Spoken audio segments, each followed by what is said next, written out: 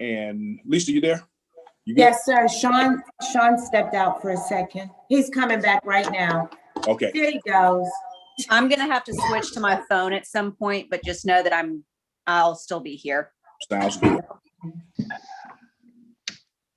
Well, good afternoon, everyone, and welcome to the February Land Bank meeting. Pretty day out there today. It's interesting contrasting that against what's going on in Texas. I have quite a bit of family out in Texas. My dad is from Houston, and I remember spending Christmas Day in Houston. It was 98 degrees.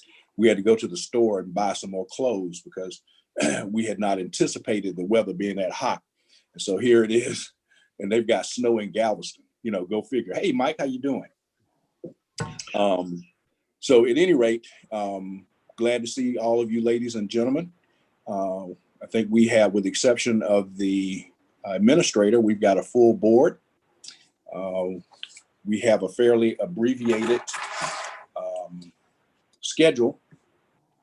So we're going to go ahead and get started.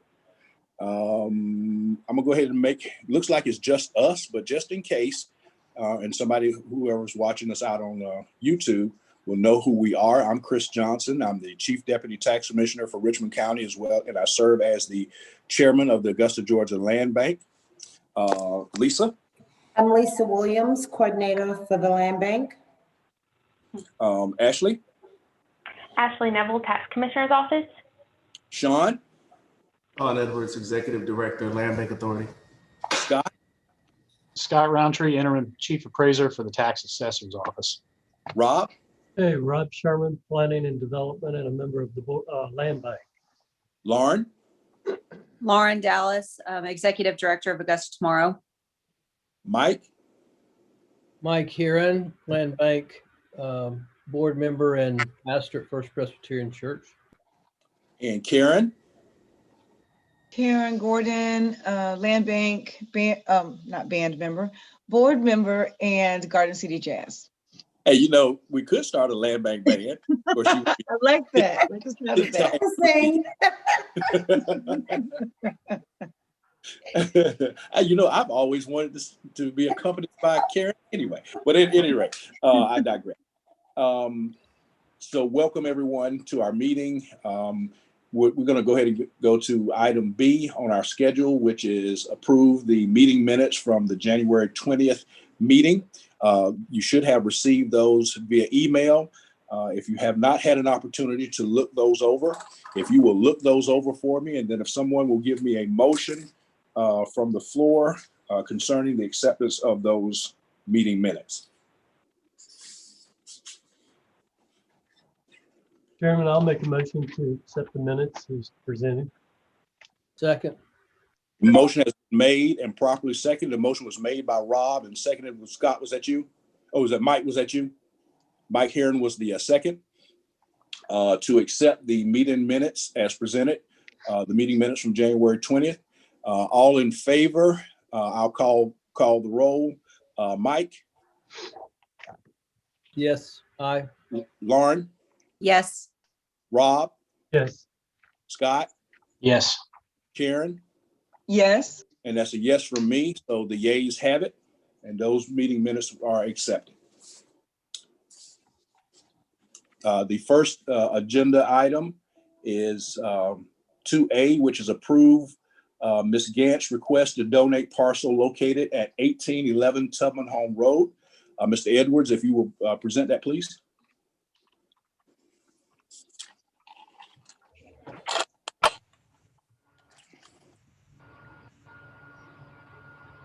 Waiting on my screen to share. Are y'all able to see this? Yes. Okay, great. So we received a call of Ms. Gant, who wants to donate the property at 1811 Tubman Home Road. Went to go see the property. The structure is not in good shape. Let me start there. Property condition shows it as poor, and there is significant damage to the roof of the home from the neighboring property tree. But the property is significantly tax delinquent, and based upon the fact that that tree has fallen, it's very foreseeable that eventually code enforcement would have to come out and condemn the home. I'm interested in potentially accepting the donation with the board's approval simply because of its location, being off of Milledgeville Road. That's a thoroughfare that takes you into downtown. But because it is a cinder block structure, it's something that can be rehabbed. We have recently started to get a lot of inquiries from individual investors that are wanting to acquire properties as opposed to lots. And our inventory, as you're aware, is primarily lots. They think that they can rehab properties that have been condemned. Several of them have already taken on projects, not only in Old Town and Harrisburg, but in neighborhoods like Nellyville, Turpin Hill, Bethlehem. And there's interest in this structure. I would ask the board to accept our recommendation to take the property in as a donation, with Land Bank assuming the fees on those for that reason, that we believe that we're going to be able to partner with an investor to do the rehab. But if allowed by the chairman, I would like to do an accompaniment with this particular donation of a request for a foreclosure of the adjacent property at 1807, which is a brick home that is also tax delinquent. And I can pull the information for you. My image is frozen, but I'm assuming you still see my screen. I do. Mhm. But now I can't find my mouse because my mouse is frozen. So I'm going to ask for some help from Jeff.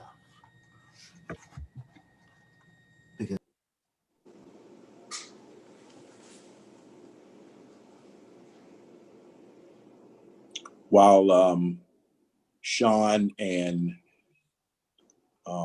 Jeff are getting that taken care of, welcome Commissioner Johnson as well as Administrator Donald. Good afternoon. Good Good afternoon. afternoon, everyone. Good afternoon. Hello. Hey, Chairman, Sean, were you able to get it? could I ask a question? Yes, go ahead, Rob. I was looking in our files and it looks like we've issued a demolition permit that property and that it's been demolished. Unless we've got a cross up on the on parcels. Yeah, no, Sean's got that in his information and I'm sure he was gonna speak on it. Oh, okay. But what's happening, Rob, is that there has not been a lien issued, but it has been demolished per Juanita. Okay. And there's no lien for it. Okay. They're probably in the process of creating a lien, so there will be a demolition lien. Oh, okay. Okay. Okay. Sean is here with me because yeah. We're gonna tag team this. As y'all, I'm going to just say something, Sean, as you're going through this. One of the, and this is really for Commissioner Johnson and Administrator Donald, because the others have heard Commissioner Hassan say this before. This is one of those situations where the city has already invested in the property. And at some point in time, like as Sean has said, with the tree, there's going to be some more city investment, because if the individual doesn't take care of it and the neighbors complain, the city's going to end up spending some additional funds, which we may or may not be able to recoup. If the person's not paying their taxes, they haven't paid the previous liens, there's a good reason to suspect that they probably won't pay additional liens. So if this is some property that we think that we can get back on the tax roll, that certainly should be some consideration. I'm not trying to sway you one way or the other, but I am saying that the city has already invested in these properties, and there's future investment that's probably going to occur anytime that you have blighted properties with trees that have fallen down, and we've already spent money to demolish the structure on the property. Can I add to that, Mr. Chairman? Yes, go right ahead, Sean. So that also speaks to our need in order to be able to assist in these type of circumstances. There are going to be blighted structures in neighborhoods where development can happen, that the property is going to be upside down for one reason or another. Because the past due taxes on the property exceeds the assessed value, because the dilapidation of the structure exceeds any private investor's realistic expectation of cost, or because of the number of liens held against the property, not only potentially from demolition, but in some instances just from grass cutting fees when it comes to our lots. Many lots in Richmond County, when vacant, be them buildable or not, conforming or not, are assessed around $2,500. Where sometimes the total liens may be $3,100, $3,500, $4,000 against that before a structure is ever even pushed over. It disincentivizes the property owner from continuing to pay taxes because there's no value in the land. And it disincentivizes private investment because you've got to take care of more fees than the value of the structure or the parcel itself. So it's one of those areas where we feel like Land Bank needs to intervene, because then you can spark investment on other properties because you take care of the problem properties on a block. I apologize that my screen has frozen. I did want to be able to show you the aerial access points coming into downtown along Milledgeville Road so that you can get a better assessment of where the structure is. But again, if it wasn't something that we felt like we could get moved out of our inventory through this investment strategy in partnership with private investors, the structure's condition would be one that is so poor that I would not be making the recommendation to accept the donation. But because it is a cinder block building, it's adjacent property, which is also tax delinquent, that caused the damage to the house that's on the agenda, being tax delinquent and being a brick home, I think that we easily will be able to get investors to take those two properties, transform them into decent rentals, get them back on the tax roll. And what's the address of the others at 1807? Yes, sir. 1807 Tubman. So has it been demolished or not? I'm sorry, I'm just confused. It has been demolished. Right, it has been, yeah. And Rob, I saw there's a demo permit on the one next door as well at 1807. And that could be, I haven't checked that, but Okay. on this one, it does appear that it has been demolished. And I think with what Sean is saying, it's probably unlikely the property owner is going to pay off the lien. And if someone came to the land bank wanting it, then we would have to go through that process. But if they're willing to just donate it to the land bank and remove a couple of steps, I would make a motion to accept it.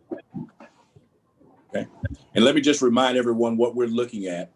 We have a request to accept the donation of 1811 Tubman Home Road. And Director Edwards has also requested that we also have approval to foreclose on the adjacent property, which is 1807 Tubman Home Road. And if there's not any additional questions, do I have a motion? Chair, I'd like to make a motion to approve. Second. The motion has been properly made by Administrator Donald and seconded by Ms. Ellis. All in favor, aye, and I will call the roll. Mr. Donald? Ms. Dallas? Yes. Mr. Sherman? Yes. Mr. Herron? Yes. Ms. Gordon? Yes. Mr. Roundtree? Yes. And it is a yes for me, so the yeas have it. So we will foreclose on 1807 and accept the donation of 1811, both Tubman Home Road. Mr. Chairman, can we ask who seconded that motion? We didn't catch it. That was Lauren Dallas. Thank you. Okay, and Mr. Manton, if you will take us through the foreclosures and donations. Sure. Good afternoon, everybody. You all received an email earlier with the foreclosures and donation lists.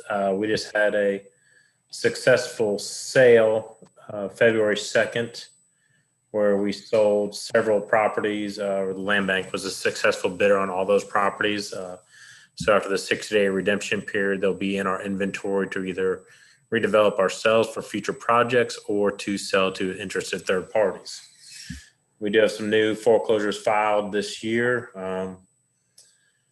Got about 7 or 8 going already in foreclosures, so activity is still good, showing a lot of interest, and we're getting a lot of inquiries right now for land bank properties. There's also a donation list. There's one donation that I forgot to add on there, which was 1010 8th Street, or 1010 8th Street, which in the Cranford Trust. So that'll be another donation added to our inventory. And that's all.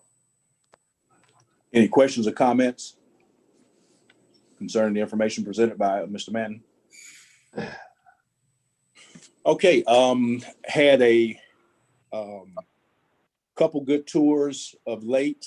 Mr. Edwards and I had an opportunity to tour some investors from the Atlanta area. Those particular investors actually purchased 4 properties from the one of the tax commissioner sales in the latter portion of 2019, and they have some real interest in some of the blighted properties that we have in the Laney Walker Bethlehem area, as well as some others throughout town. And that is very consistent with Sean's day-to-day activities, meeting with different investors. Interestingly, most of them come from out of town. Not that we don't want people to invest who are local, but we do have most of our major investors seem to be those who are from out of town. I had the opportunity to ride around with Administrator Donald, and I'm looking forward, Commissioner Johnson, hint, hint, to doing the same thing with you. And so I'll get with you to see if and when you and I can do the same thing. Administrator Donald, do you want to say anything about the upcoming SPLOST vote? Well, I mean, of course, I can't advocate one way or the other, but I will say that it's a very diverse package that was put together to ensure that we can, assist in moving Augusta forward. And a big portion of that is the investment in blight, which I think puts the land bank front and center. I know we're still discussing basically 3 potential priorities, of which the top one that we select and recommend will be what we present to the public. And so I think we've got to have another conversation or 2 on that. But I think that the efforts around blight, along with the other infrastructure investments, as well as the quality of life investments, really kind of help continue Augusta's history when it comes to quality SPLOST programming, but probably even accelerates the level of quality of life investments that Augusta has seen previously.